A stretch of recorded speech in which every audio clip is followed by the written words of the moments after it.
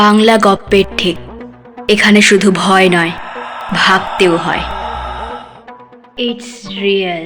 বাংলা গপ্পের থেকে আপনাদের সকলকে স্বাগত।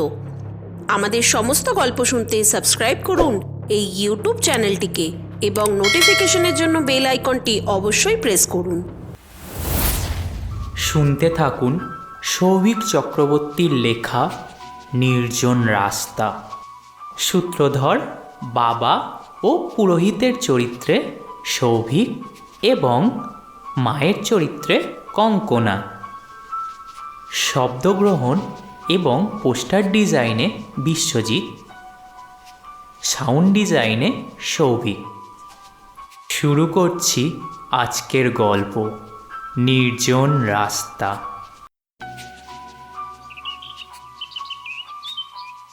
ততক্ষণে ঠাকুরমশাই বাড়ির পুজো করে ফেলেছেন। বাড়ির সবাই আমাকে চারপাশে ঘিরে দাঁড়িয়ে আছে। তাদেরকে দেখে বুঝতে পারি কাল আমার জ্ঞান হারানোর পর বাবাই আমাকে শ্মশান থেকে বাড়ি নিয়ে আসে। বাবা আমাকে জিজ্ঞেস করলেন, কাল তুই শ্মশানে ওভাবে ছুটে বেড়াচ্ছিলি কেন? আর আমাকে দেখে অজ্ঞান হয়ে গেলি কেন? আমি কিছু বলার আগেই মা আমাকে শাসনের স্বরে জিজ্ঞাসা করলেন, সবার আগে তুই বল, শ্মশানে গিয়েছিলি কেন? রতন ঠাকুর তখনও বাড়িতেই ছিলেন। কালী পুজোর প্রসাদের জন্য উনি অপেক্ষা করছিলেন। সবাইকে থামিয়ে রতন ঠাকুর আমায় বললেন, শোনো, এভাবে কিছু বলা যাবে না। সুরেশ, এক কাজ করো, কাল ঠিক কি কি হয়েছিল আমায় বলো তো। মায়ের সাথে কথা বলে ফোনটা রেখে দিলাম। অফিস থেকে বেরিয়ে আর মেসে গেলাম না, সোজা স্টেশনে চলে গেলাম। সঙ্গে সঙ্গে ট্রেনটাও এসে গেল। বাইরে তখন মেঘ কালো করে এসেছে, ঝিরিঝিরি বৃষ্টিও শুরু হয়েছে আর বিদ্যুৎও চমকাচ্ছে। আমি ট্রেনে উঠে পড়লাম।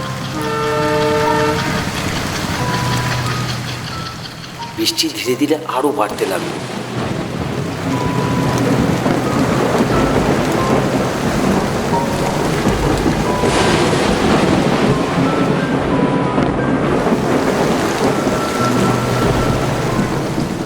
প্রায় চলে এসেছিলাম, আর 3-4টে স্টেশন বাকি ছিল। হঠাৎই ট্রেনটা দাঁড়িয়ে গেল।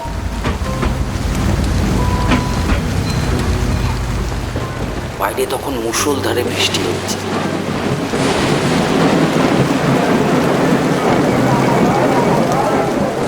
প্রায় 3 ঘন্টা ধরে ট্রেনের মধ্যে অপেক্ষা করার পর ট্রেনটা আস্তে আস্তে চলতে শুরু করল।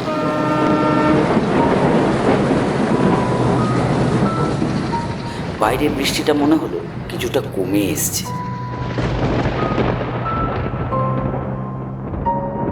কোনো মতে স্টেশন অবধি পৌঁছলাম। তখন অনেকটা রাত হয়ে গেছে। স্টেশনের বাইরে বেরিয়ে দেখলাম সব শুনশান, ফাঁকা। রিক্সা স্ট্যান্ডে একটা রিক্সাও নেই। তখন কি আর করব, হাঁটা ছাড়া আর কোনো উপায় নেই, তাই হাঁটতে শুরু করলাম।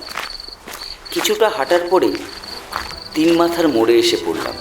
তখন বৃষ্টিটাও আর পড়ছে না, তাই তাড়াতাড়ি বাড়ি পৌঁছানোর জন্য শর্টকাটের রাস্তাটায় ঢুকে পড়লাম।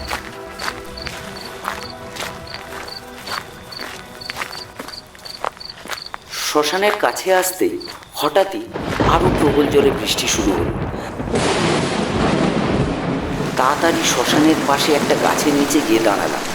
বৃষ্টির সাথে সাথে অন্ধকারে চারদিকটা ঘিরে ফেলল। এক নাগাড়ে বৃষ্টি পড়ছে, কোনো থামার নামই নেই। মাঝে মাঝে মনে হতে লাগলো মেঘ দেবতা বুঝি সংসারের সমস্ত ক্রোধ আজ আমার উপরই বর্ষণ করছে।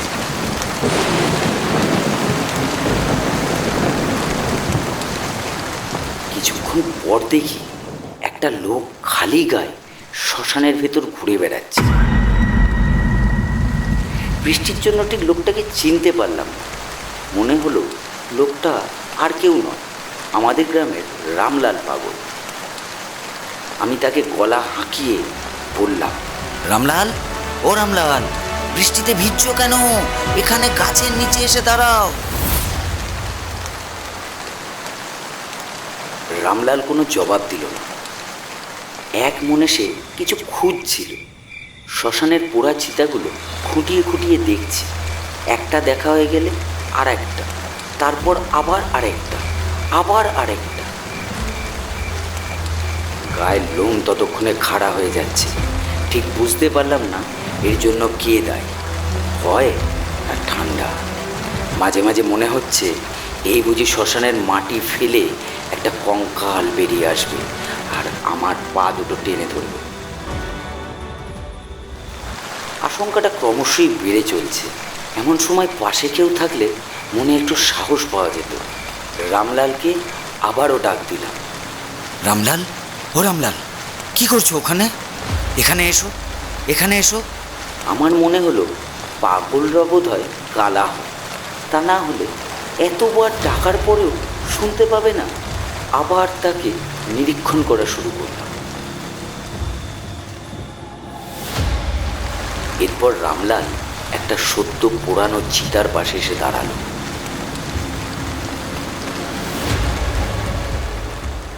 এখনো চিতা থেকে ধোঁয়া বেরোচ্ছে, আর সে নড়ল না। মনে হয় যা খুঁজছিল তা পেয়ে গেছে। রামলাল একটা চিতার পাশে বসে আধপোড়া কাঠগুলো হাত দিয়ে সরাতে লাগলো।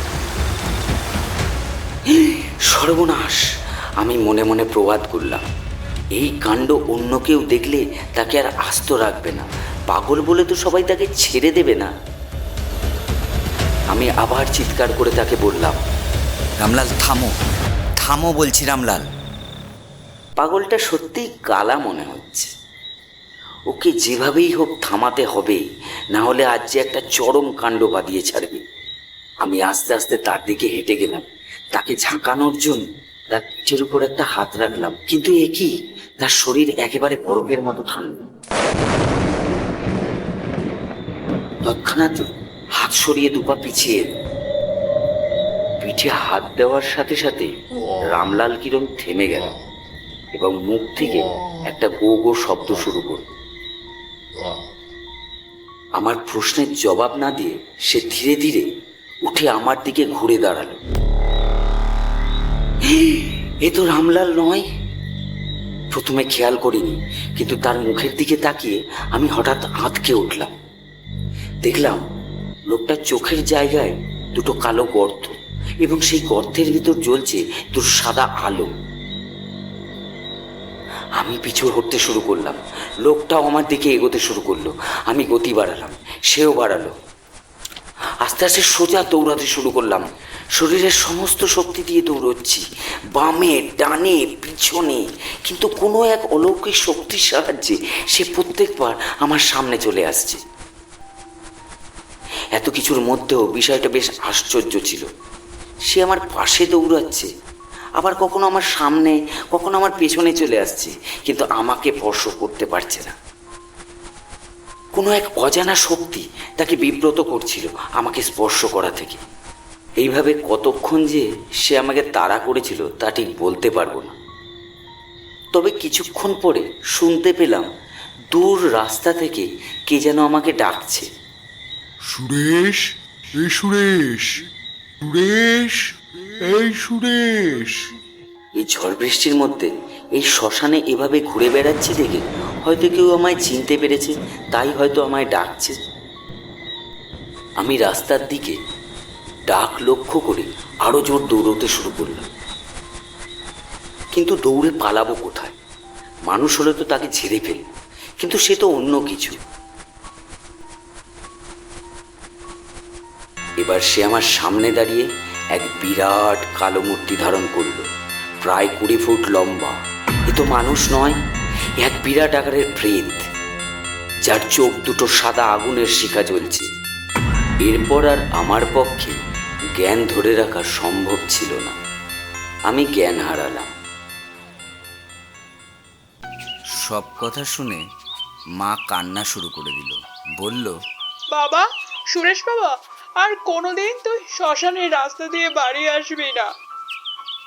সমস্ত ঘটনা শুনে ঠাকুরমশাই বললেন, খুব জোর বেঁচে গেছে কাল সুরেশ। কাল তুমি এক দুষ্ট প্রেতাত্মার পাল্লায় পড়েছিলে। এক ধরনের প্রেত আছে, যারা অনেকটা ডাকিনীর মতো। এরা ব্রহ্মদৈত্য নামেও পরিচিত। নির্জন স্থানে কাউকে একা দেখলে তার সামনে এরা মায়া সৃষ্টি করে, তারপর তাদের গলাটা মোটকে নিজের দলে ওজন বৃদ্ধি করে। তুমি ওই গাছের নিচে দাঁড়ানো মাত্রই সে তার মায়া সৃষ্টি করেছিল। গতকাল শ্মশানে কাউকে পোড়ানো হয়নি, সবই তার মায়া ছিল। যতদূর মনে হয় নির্জন স্থান দেখেই ওই বট গাছে আস্তানা গেড়েছে ওই প্রেত। কিন্তু ঠাকুরমশাই, তার মায়া যদি এতই ভয়ানক হবে তবে সে আমাকে স্পর্শ করতে পারেনি কেন? ঠাকুরমশাই আমার হাতে বাঁধা একটা লাল সুতোর দিকে আঙুল দেখিয়ে বললেন, গত বছর কালী পুজোর পর এই সুতোটা তোমার মা তোমার হাতে বেঁধে দেন। এই পবিত্র সুতোর জেরেই প্রেত তোমাকে স্পর্শ করতে পারেনি।